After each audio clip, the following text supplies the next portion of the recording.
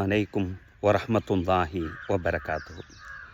நம்ம வீட்டில் ஒரு விசேஷம், அதுக்காண்டி நேரம் குறிப்பிடணும், தேதி குறிப்பிடணும். நம்ம வீட்டில் உள்ள பெரியவங்க வீட்டில் உள்ள காலண்டரை எடுத்துகிட்டு வர சொல்லுவாங்க.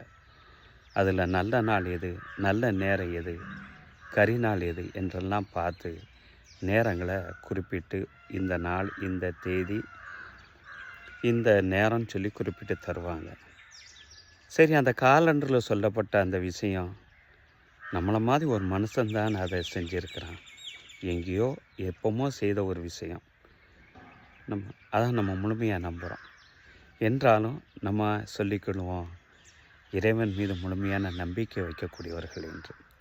அல்லாஹ் குர்ஆன் ஷரீஃப் சூரத்து தலாக்கில் 3வது வசனத்தில் சொல்கிறோம், ஒமைய தவக்கல் அலல்லாஹ், யார் அல்லாஹ் மீது நம்பிக்கை வைக்கிறாரோ ஃபஹுவ ஹஸ்புஹு, அந்த நம்பிக்கை வைக்கக்கூடிய அந்த நபர்களுக்கு அவனே போதுமானவன்.